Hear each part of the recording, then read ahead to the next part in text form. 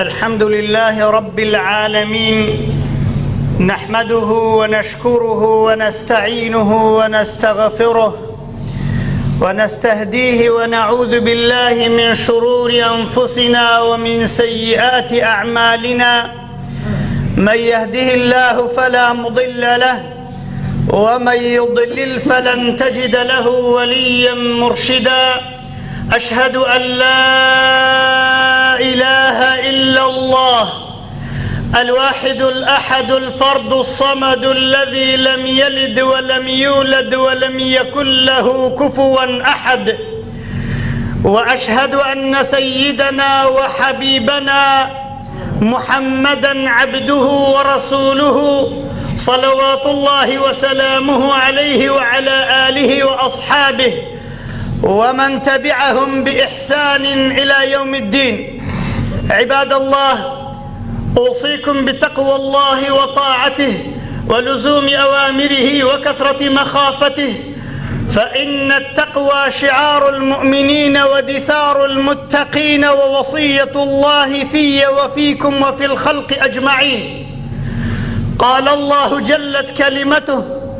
يا أيها الذين آمنوا اتقوا الله حق تقاته ولا تموتن إلا وأنتم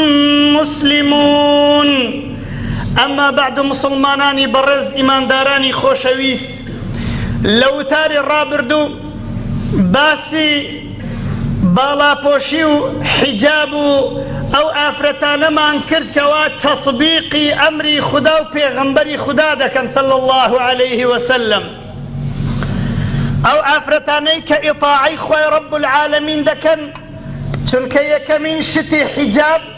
يكمن نقطي حجاب قتمان أويا إطاعي خوي رب العالمين وخداي قورش إيمو أجنكاني بو أو خلق كردون عبداتي أو بكين عبداتي غيري أو نكين. دوها من تطبيقي أو آياتي قرآني بيروزة كواجبك اللواجبكاني خوي رب العالمين كفرمية: يا أيها النبي قل لأزواجك وبناتك ونساء المؤمنين يدنين عليهن من جلابيبهن. لسورة أحزاب آياتي بنزاونو كخداي قورا فرمعي بيغمبري خوشويستم بخزانة كانت بلي وبكتة كانت بلي وبو آفرتانش بلي كإيمان دار كواتا حجاب دلالتي إيمان لبو آفرة مسلمانة كان مان أو مسلماناني كوا حجاب نينا دبي علامتي استفهام لسر خوان دابلين. خداي قورا ببيغمبري خواي فرمو بجنا إيمان دار كان بلي با شتێک لە خۆیان وەرباڵێنن و حیجاب بکەن، چارەوگێک بەسەر خۆیاندا بدەن، عەبا بەسەر خۆیاندا بدەن، پێچەک بەسەر خۆیاندا بدەن و خۆیاندا بپۆشن.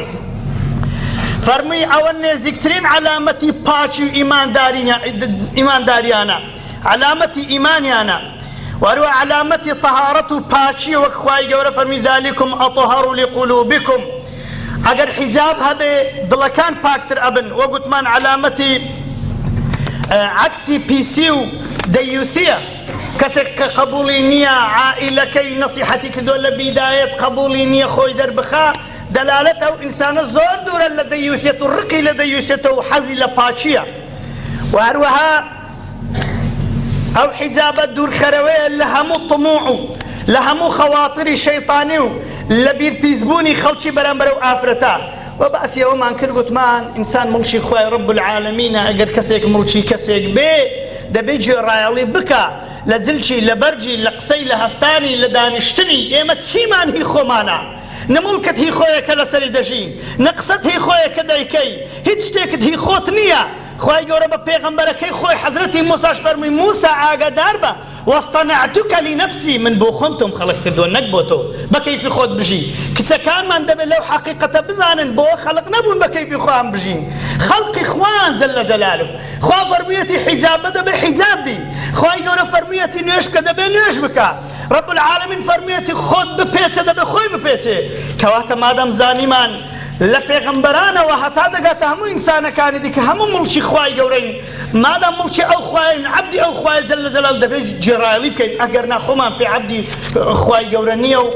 اگر ملشي خواني بو خود سي دكي تي لبر دكي تي دكي وابكا اذا مادام عبدي خواي قورو ملشي خواي رب العالمين دبي جێڕایەلی ئەو بکەی لە دوو ئەوەش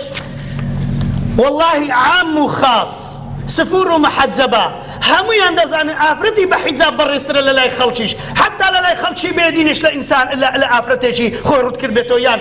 دوو لە ڕووتان ئەو کەلیمانە جوان نین بە پانتۆڵێک و کابۆیەک و سترێژێک و نازەم چی بەناو زەلاماندا بڕوە والله خۆشیان نەفسیان دەزانن ڕێزیان کەمە دەزانن ئەو ئافرەتەی خۆیدا دەپۆشێت تا جوانتر خۆیدا بپۆشێت تا دەگاتە نیقاب و پێچە ڕێز و احترامی لە دڵی ئیمانداران بە تایبەتی زۆر زۆر زیاترە وهروە پارێزراوترە لە دنیا و لە قیامەت خوای گەورە ئیدامیان پێبەخشێ بۆ خاتری عەظەمەت و گەورەی خۆی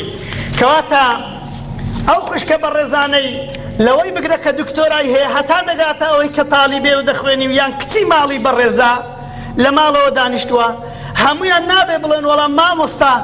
دەبات تاقی بکەینەوە بزانین سفوری کووە و حیجاب کووە ئەمری خوا تاقی ناکرێتەوە أمر رب العالمين ما كان لمؤمن ولا مؤمنة إذا قضى الله ورسوله أمرا أن يكون لهم الخيرة من أمرهم نابي أمري خواي قوري بلي والله جامن بكيف خوما بيكم يانكم تاقيدكم وبزانم باشا يان خرافة باشا خواي قوري تسار دقر نفرميتي عسل هنجوين شفاية بيز دكا دكتورة كان تازة بدو داد سندلين والله هزاران دردي بي علاج دبي بإذن خواي رب العالمين خوا فرويتي علاج وشفاية خلاص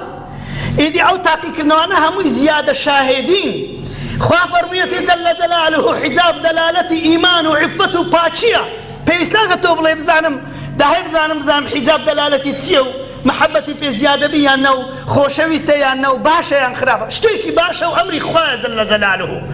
بو بيانش نوێژە کام بزانم نوێژ نەکەری تاقی بکەم یاننا ڕۆژی تاقی بکەم یاننا ئەوانە تاقی ناکرێنەوە ئەوانە وەک مردنوان کەس بڵێ مردن تاقی دەکەمەوە هی تاقیکردنەوە نین خوا فەرموویەتی جەل جەلال باشە و تەواو کە پێغەمبەری عەزیزمان فەرمووی صلی الله علیه وسلم ئاوی زەمزەم خواردنە و شیفایە طعام طعم وشفاء السقم تبيستي بلغي تردكات تبيستي ودك تعقيب كيتوا تبيستي مختبرات دكا بلان بوش زيادة شاهد الإيمان زيادة قيتسيكا معجزاتي بيغمبر إخوان صلى الله عليه وسلم كواتا برزان وخوش ويستانم إما إيمان دار لو تسوينة تدر كسكان من تازبلن والله با تاقي كينو بزانش تيشي باشا عن خرافة لو الزور وريابن خوش ويستان أويك بأمر إخواهاتوا ئەوەی دیکەش ئەمری پێغەمبەرە صلی الله عليه وسلم کەسێک شتی لە ئەمری پێغەمبەر هەبێ بزانین ڕاستە یان نا یان شتی هەبێ دەخۆ حەدیثانە ڕاستن یان نا بەلا ئیلاهە ئیلا الله نهایەت و سەرنجامی ئەو کەسانێ شتیان لە حەدیثی پێغەمبەر پەیدا بێ صلی الله عليه وسلم ئیلا ئیلحاد و مولحیدیە باوەڕیان بەخواش نابینی ئەوەی شتی لە حەدیث پێغەمبەر دروست بێ صلی الله عليه وسلم شتی لە قورئانی پیرۆز دروست دەبێ بۆ چونکە ئەوانەی کەوا نەقلی حەدیثی پێغەمبەریان کرد صلی الله عليه وسلم هەر ئەو جیلەش بوون نەقلی قورئانی پیرۆزیان کرد شک هەبوون لە ناقلی حەدیث شک هەبوونە لە ناقلی ئاەتی قورئانی پیرۆز والعیاذ بالله ئەوەش مصیبەتێکی گەورەیە بۆ خۆم جارێکە لە تورکیا داتمەوە کەسێک لە تەنیشتمەوە بووتی من باوەڕم با نەقلی حەدیث و شتانە نیە ئەو شتانە چۆنن گوتم بەدیلت هەیە لەو دنیا شتێک هەبی وەکو حەدیثێ بە جوانی نەقل کرابی گوتی نەخێر نیمە گوتم ئەتەوە شکت لە قورئانی گوتی وەڵات زانم بەڕاستی ئێستا باوەڕم بە هیچ شتێک نەماوە دەزانم ئەوە هێدی مستەشریقەکان کە گومانە لۆ دروست دەکەن لە یەک حەدیثی پێغەمبەری صلی الله عليه وسلم پێداوەرە تا ئەخیرەکەی سەرنجامت ئیلحادە وخلودي أبدي لجهنم پنامان ده يا ربي كاتك مشغول بم أو بخطبي لقاء عالمي كم ديت تا استشنهات وما توسرخو هند تأثيري لي كردم بياوك بعالمي شي فرمو ما وصا دتواني خلاصة كم بيبلي لو إسلامي بس يك خلاصة بيبلي دين داري وتقوى وعبادة سيا قلت يدو كلمة إنما أعظكم بواحدة يكشت بيدلم اگر کەسێک لە شوێن معناکەی ئەو هاو بالضبط لەوانی هەنێ ئەگەر شوێنێک تۆ لە شوێنێکی بی لە بینایەکی بی دەرگاکانی هەموو کرابێتەوە تۆ لە ژوورەوە بی دەورەی هەمووی حرەس و شورتە و پۆلیس بن پێت بڵێن حاکم بانگت دەکا وەرە دەرێ دەبێت بچێ پێش ئەو حاکمی ڕابوەستی بچی یان نەچی دەورە گیراوە یەک ڕێگات نییە هەموو دەرگاکان کراینەوە 100% دەبی بچی 100 ملیۆن دەبی بچی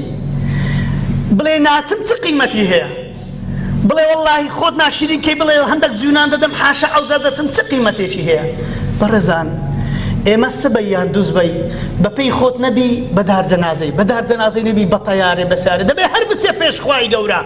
مردن مەحاڵە کەسێک هەبێ لەو دنیا باوەڕی بە مردن نەبێت دەبێ هەر بمری دەبێ بچە پێش ئەو حاکمەی ئەگەر بە پیاوانە دەچی ئەگەر نا زۆر بە شەق و پێلاغ دەبن و ڕاشت دەگرن وەقفوهم إنهم مسئولون لەسەرۆکە گەورەکانەوە تا منداڵە گچکەکان هەمویان دەبێ بچنە پێش خوای رب العالمین ئەوەی شتێکی لەسەر بێ الله إذن بەڕێزانم خوشکانی بەڕێزمادەم هەر دەستنە پێش خوای گەور لەو بە حیجابە بەو ناڕۆن ئەوەی ئێستا بڕیاری حیجاب نادە دەڵێ ئەوڕۆ نا سبەی نادوزبەی سبەی بە سپوری دەچێتەوە پێش خوای گەورە هەر دەبێ بچی بۆ بە جوانی ناڕۆی بۆ ناڕۆی کامری خوات تەطبیق کردبێ خوایە بۆ خاتری عەظەمەت و گەورەی خۆت بە شکلێکی جوان و بە تەطبیقی ئایات و ئەحادیثی پێغەمبەرەوە بگەڕێنەوە لای تۆ یا رب العالمین یا ربی خوایە بە شەرمەزاریەوە نەگەڕێنەوە بۆ خاتری عەظەمەت و گەورەی خۆت ڕێزانم خۆشەویستان شەرتەکانی حیجاب شروط حجاب المرأة المسلمة مەرجەکانی حیجاب دەبێت چۆن بن یەکەم دەبێ یەکەم مەرجی حیجاب ئەوێ ئافرەت لەسەر قەناعەتەوە حیجاب بکە سەیری دەوڵەتێکی گەورەی وەکو ئێران کە چونکە بە زەخت حیجاب دەکا لە ناوەوە چی هەیە خۆتان بڵێن ئەوانەی چۆنەتە ئیران چی هەیە لە ناوە لەبەرەوەی لەسەر قەناعەتەوە نییە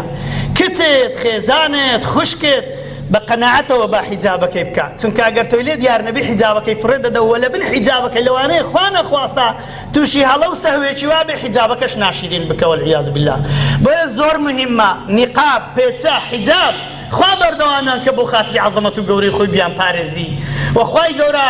کچ و عائیلەکانمان لەو نیعمەتە و لەو واجبە بێ بەش نەکە یا ئەرحەم الراحیمین بەڕێزانم زۆر مهمە بە قەناعەتەوە ئەگەر بە قەناعەتەوە نەبێ بە بیرکردنەوە نەبێ کە دەچێتەوە لای خوای گەورە و بە ئیمان و بە جوانی بچی ئەوە هیچ ئیستیفادەیەشی نابێ دوو کەواتە بەڕێزانم کە گوتم بە قەناعەتەوە بێ زۆر واجبی حکومەتی شەوی دایک و بابانیشە قەناعەت بۆ خەڵکی دروست بکەن من لە حکومەت بێ ئومێدم بەڵام یەشتی پێ دەڵێم خوای گەورە فەرمێ فەلیەحذەر الذین یخالفون عن ئەمره حەزەر بدە و دایک و باوکو و ئەو حاکم و ئەو ڕئیس و دەسەڵاتدارانە ئەن تصیبهم فتنة أو عذاب أو يصيبهم عذاب أليم ئەگەر بێ ئەمری خوا و پێغەمبەری خوا بکەن صلی الله عليه وسلم بێ ئەمری خوای رب العالمین کەن یان مصیبەتێک یان فیتنەشی زۆر گەورەیان توش دێ فیتنەش لەوە گەورەتر نابێ کە ئایدز و کە هەزارەها فیتنە و هەزارەها مصیبەت و هەر شتێک لەو شتانەی کە حەرامن ڕێی پێ دەدەن نهایەتەکەی دەزانن چ مصیبەتێکە ڕێت بە بیرە خواردنەوەدا و دوکانەکانی مەشروبت ڕاستکردن و ڕێت پێدان وەی لێ دێ زەلام بڵی غازی برنکە و لەسەری ژنەکەی بدە لە پێش چای منداڵە گچکۆکەکانی حکومەت ئەوە تۆش گوناهباری لەسەر ئەوە لەبەرەوەی خۆتی پێت گوتووە قەیناکە چێ دەخواتەوە با بخواتەوە ئازادیە وهروەها مەسائلی سفوری و ئەو هەموو کەناڵانە و ئەو هەموو نەقلی ئەو هەموو فلیمە بێسەر و بەرانە یەک کەس ناڵێتێ بۆ وا دەکەی چ فلیمێک نەقل دەکەی هەرچی نەقل دەکەی کەسێک نێشتی بکە اللهم نەمزانێت تا ئێستا فلیم ڕوت و قوت بە ئاشکرا بە چەند دەقە و سەعات لە کەناڵە ناوخۆیەکان لێ بدرێ بەڵام هەبوونی سەحن و ڕێپێدان بۆ هەموو سەتەلایتەش ئەو شتانی فری کردەوە هەموو شتێک هەیە خوا پەناماندا یا ڕەبی دووهەم أن يكون الحجاب ساترا لجميع البدن حجاب بەوە دەگوترێ حجاب جسمی داپۆشی ئەگەر حجاب جسمی دانەپۆشیەوە چ حجابێکە مۆدیلەکانی کا بۆ ئێستا پەیدا بۆ لاقیشی دڕایە پێشی دڕایە ئەگەر چەند ساڵێک پێش ئێستا ئەو کا بۆ منداڵێکی بکرابە دەبێ ناوی چوبا سەر تەلەڤیزیۆنێک کابراایك جلی دڕاوی بۆ کچی خۆی کرد ئێستا جلی دڕاو بە پارەکی گرانتر دەکرێت لە جلەکانی بەس لەبەرەوەی مۆدیلە ئەگەر بەشەر عەقلی خۆی لە دەستدا بەرەو جەهالەت دەڕواتەوە ئەو ئافرەتەی کەوا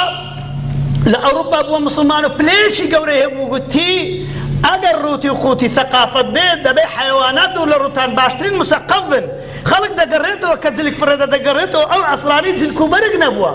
لە جیاتی تەفەنون کە لە جلکی ڕێک و پێک و ئەستور جلک فرەدەدەن وردە تاوەی لێدەن لە مەیدانێکی فەرد جلکێکی نابینەوە لەبەر ئەو خەڵکانەی کە بەناوی سەقافەتەوە جلک فرەدەدەن بەڕێزانم گوتم لە خودبەی لە مەذهبی ئیمامی شافعی و ئیمامی حەنبەلیەکان و شافعیەکان حجاب ئەوەی هەموو جسم داپۆشێ حتا دەست و دەم و چاویش تەنها ڕێگان داوە دەست و دەم و چاو بۆ چێ بۆ دکتۆر لە حالەتی ضەروری دکتۆری ئافرەت نەبێ لە کاتی لە دوکان شتێک دەکڕی دەستی دیاربەیان لە کاتی شایدی بەرامبەر حاکمیان لە کاتی داخوازی کردن ئەگەر نا لە مەذهبی ئیمامی شافعی و حەنبەلیەکان ئابەدەن یەک شوێن نابی لە ئافرەت دیاربێ دەست و دەم و چاویش لەکن ئیمامی مالک و ئیمامی ئەبوو حەنیفە دەڵێن ئیلا الکەف والوجه بەڵام نەک ئافرەتیش بە کەیف خۆ دەستی خۆی ڕازانیتەوە بە ئەنواع سبوغ و دەموچاوی میکیاز کرد بێ بچی لە بۆ خەڵکیش دەموچاوی خۆی پیشاندە لەو مەذهبەش لە هیچ مەذهبێکی نییە حیجاب میکیازی کرد بێ و دەستی خۆی ڕازان بێتەوە دەست و چاویشی لە دەرێ ئەوە حیجاب نییە کەواتە بەڕێزانم سێهەمینیان ئەن یەکون الحجاب فضفاضا غیر ضيق نابێ حیجاب پەسک بێ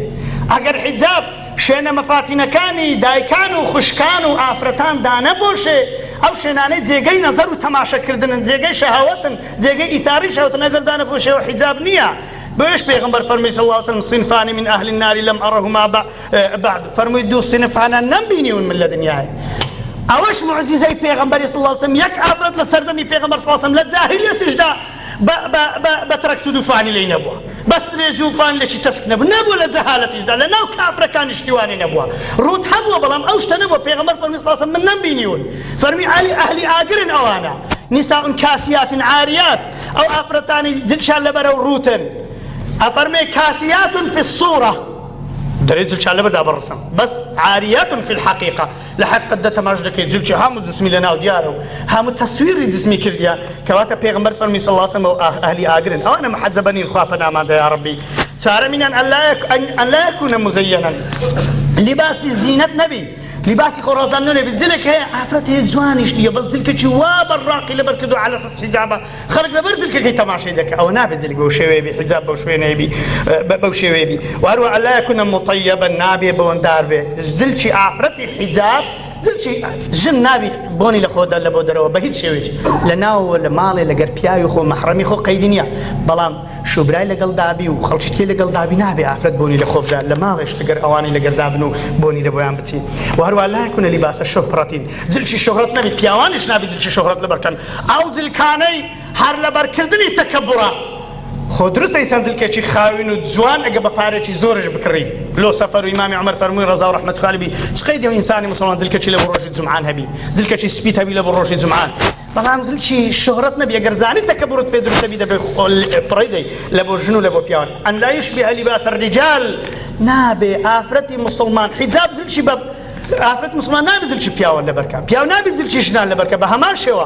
پیغمبر صلى الله عليه وسلم فرمي لعنة لو بياوي بي لكرداري بيدري مخنث العرب بيدري مخنث او يخو بجنا عند شبهن ديت بروي خوي دكاو ديت نازانم دم تاعي خوي لوسو توز دكا حاشا لروي جماعته مكيازي دكنو دينا سر تلفزيون حشرم لخو اناكنو پیغمبر فرمي صلى الله عليه وسلم لعن الله المخنثين من الرجال لعنة لو بياو انا بيخو بجنا عند شبهن فرمي ولعنة لو آفرتان والمترجلات من النساء لعنة لو جنانش بيخو بياو عند شبهن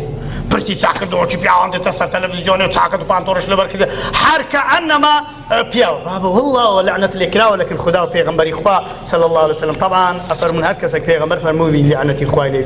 ابدا وبشفاعتي بيغمبرنا كي صلى الله عليه وسلم او وبشفاعتي رسول الله شنكي صلى الله عليه وسلم محال تستبهش نهاتي تبهش ما قال قوم كان بيشان كواتا وأن لا يشبه لباس الكافرات لبو جنو لبو بياي مسلمان زلك نعمتي خوايا بلام نابي بدل شي كافرانتي برزانم پیغمبر صلى الله عليه وسلم با عبد الله كري عمرو كري عاصي فرموي اوز الكلابه عبد الله ان هذا من ثياب الكفار فلا تلبسهما دوز الشوشي مسيحي النصراني على برخو كل بوهات دري پیغمبر صلى الله عليه وسلم فرمي بروز الكنداني اوز التشبه بكافران او روز شي تشبيه بكافران زلك ده كابر حتى مزقوته رسمي زلامش عليريا رسمي مصارعه علير بابا نيش بيناس كاكا رسمي صليبي لي صليب زور بيعتادي هر ناشني ما مستوى برسيا او درست هر شيء رسمي حيوانات روح لبري لبي هر زلكات لبو شنو لبو بياوي بهيت شويشي درسنيا ونيش شي بيدرسنيا وملائكتش ناتت او شويناني او رسماني انت ذهبه وهروها ان لا يكون فيها تصاليب ولا تصاوير لذوات الارواح الاستمراريه في كل مكان حجابي عفرتي مسلمان يقل شرط كان لهم شنان محجبه بي اقل عندك شنان محجبه بي عندك شنان فري بدا لدعوه فري بدا ولا نازان بوشي برام بوشي نازان مشي ولكن زير انجلي دستي خوي حلقه حاضر من دستيكو او بهيت شويشي اوار درسنيا كواتا عبادت به نابي عادتش به حجاب دبه قلت ما لسر قناعت بعبادته وتماشى بكري كواتا برزان خوشويستانم نمونه كتان بودلم بوتي خلق كيفي بحجاب نازل لآفرتان شتێکتان پێ دەڵێم کە شەیخ الئیسلام فەرمووی ابن تەیمیە ڕەحمەتی خوا لێبی زۆر جار بەنگۆم گوتووە بەڵام لەوانەیە هەندێک لە بینەران و هەندێک لە خەڵکی قسەی جوێ لێ نەبوو بێ ئەمری هەر کەسێکت خۆشتر بوێ لە ئەمری خوای گەورە خدای گەورە بەو کەسەت ئەزیەت دەدا هەر شتێکت خۆشتر بێ لە خوای گەورە ئەو شتت لێ دەبێتەوە دوژمن. کچێک دەڵێ ئەمن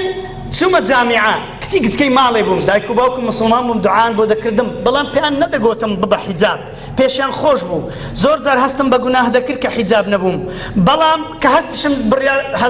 هەستم دەکرد بڕیار دەدەم لە بۆ حیجاب زۆر قالبم خۆش دەبوو. بەڵام دەڵێ خۆشەویستی دنیا و خۆشەویستی دەوامکردن و خۆشەویستی بە جوانی خۆم کە جوانی خۆم زۆر پلا خۆشەویست بوو دەری بێخم، ئەوە مانع بوو لە پێشەوەی کە ببم بە محەجەبە. دەڵێ ڕۆژێکیان ناوم دەرچوو لە بۆ حەجە، چوومە حەجە، گوتم تەواو دەبمە حیجاب، هاتمەوە حیجابەکەم فڕێدا. دەڵێ عەهدم دا بۆ خوای گەورە پەشیمان بوومەوە. دەڵێ ناوم لە شەریکەیەکی دەرچوو، چوومە شەریکە کەوبەلار و لەنجەوە جوان خۆم ڕازاندەوە، دەڵێ چوومە خارج لە بۆ جلچی جوان کڕینێ. بەڵام دەڵێ لە ناکاو ڕۆژێکیان دەستمە پێش ئاوێنی تەماشا دەکەم زیبکەیەک لە دەم و چاوم هات. مادام جوانی خۆت خۆشتر ویست لە ئەمری خوای گەورە، سەیر کە جوانی چی لێ دێ. گوتی وردە وردە دەم و چاوم بەبەر دوومەڵ و ئەو شتانەکەت بەیانی کە هەڵدەستامەوە تەماشای بالیفم دەکرد، هەموو خوێن و چێم و ئادابە. هەرچی دکتۆرە کردم، چوومە ناو لەندەن لە بۆ سەردانی دکتۆرێکی هیچ عیلاجێکم نەبوو. وإذا مرضت فهو يشفيني. ئەگەر نەخۆش بم تەنها خوا دەبێ شیفام بدا، دکتۆر تەنها سەبەبن. ئەگەر خوا ویستی لەسەر نەبێت جەلە جەلالوه هەموو دکتۆری دنیا هەستن، ئەبەدەن ناتوانن زەڕێک عیلاجت بکەن. گوتی وەڵا گەڕام لای خوای گەورە، بەبیرم هاتەوە نەقضی عەهدی خوام کردووە، شکاندومە عەهدی خوای گەورە، چوومە حەجەش عەهدی خوام جێبەجێ نەکرد، وازم لە شەریکەکەی هینا و یەک حیجابم کرد و لەبەر خوای گەورە پاڕامەوە. تم خدای جان اللهم اشفني لا شفاء الا شفاؤك. وتي بلا اله الا الله بسير رجع خوای گەورە شفای دام، تەنها بەسێر ڕۆژە خوای رب العالمین شفای لەبۆ ناردم. بەڕێزانم ئەو ئینسانە دەڵێ ئێستا شوم کردووە، خوای گەورە شوشی بە قسمەتکردن بۆ خۆم دەرەخستا، تەماشای چیرۆکی ئەو عاشقانەم دەکرد لە دنیایە کە نیهایەتەکان شوکردنە، نیهایەتەکان زەواجە و گەیشتن بە یەکە. کابرایەک دەڵێ مە سێ کەس پیاوێکی فەقیر هاتە شاری عەردێکمان لێ کڕی، پارچە زەویەکە بە چار بەشت، ئەگەر دیکەی چار پشکێکی سەعرماندای فێڵمان لێ کرد، لێمان کڕی، تیجاری بوو، نەیزانی بوو لە گوندی هاتبوو. دەڵێ سێ کەس بوون بە شەریکی لێمان کڕین، 12 تابقمان لەسەر دروست کرد، یەک لە شەریکەکان لە تابقی 12م کەوتە خوارێ، پارچە بوو مرد. ئەوەی دووهەمینیان لە ڕێگای ئەوەندەی بێت تەماشەی ئیش مەشروعەکەی بکە لە ڕێ سیارەی دامی کرد و ئەویش مرد. گوتیا من مامەوە، دەڵێ ئەمن 6 مانگان بینایە خۆم ڕاگرت لە دوای ئەو کابرای گەڕام و کە فێڵم لێ کردی هەتا دیتمەوە، تموەرە کاکە بینایەت و ئەوەندەی دەکرد عەردیتەوە، ئەوە بەشی خۆم داتم. کابرای دەشتێکی کابرای گوندی گوتی و بەخوای فریای خۆت کەتی ئەگەر نە ئەتوشتە ناو دەچووی. بەڕێزانم ئەگەر لە پێناو ئەو بینایی ئەمری خوای گەورە نەخوا عاجز کرد، بەو بینایی ئەزیەتی دەخوا لە بینایی فڕەدا خوارێ. ئەو ئافرەتەی لەبەر خاتری کوڕێکی کە عاشقێتی حیجاب ناکا، ئەو کوڕانەی دەبێتە شەهرەمار، لێی دەبێتە درک و ماڵی وێران دەکا، ئەوەی لەبەر خاتری حیزبەکەی، ئەوەی لەبەر خاتری خزمەکانی، ئەوەی لەبەر لۆمەی خەڵکی، ئەوانە دەیکوژن و ماڵی وێران دەکەن، ئەوەی لەبەر پارەی بەو معاشەی دەبێت لە خۆی بداتەوە چاکش نابێتەوە لە دکتۆرەکان. ئەمری خوای گەورە بەسەر بێخن، خوای گەورە بەسەرتان دێخی. یا ربی خوای بۆ خاتری عەظەمەت و گەورەی خۆ ثابتمان کرد لەسەر کەلیمەی لا إله إلا الله، ثابتمان کرد لەسەر ڕێ و شوێنی پێغەمبەری خوا صلی الله عليه وسلم، لە بدعە و خرافات و هەرچی گوناح دوورمان کەی بۆ خاتری عەظەمەت و گەورەی خۆت یا ئەرحەم الراحمین. خوای کوردستانمان بپارێزی، خوای خاچی مسلمانان بپارێزی، خوای مسلمانانی مەظلوم و فێڵ نەکراو بگەڕێنەوە سەر ڕێی پێغەمبەری خوا صلی الله عليه وسلم، لە بن دەستی زاڵمان و زۆرداران و ناحەقان دەریان خەی بۆ خاتری عەظەمەت و گەورەی خۆت. یا ربی خدایە ئەو مصیبەتەی بەسەر ئەو ملەتەدا هاتووە لای ببێ بۆ خاتری عەظەمەت و گەورەی خۆت. أقول قولي هذا وأستغفر الله لي ولكم استغفروه إنه هو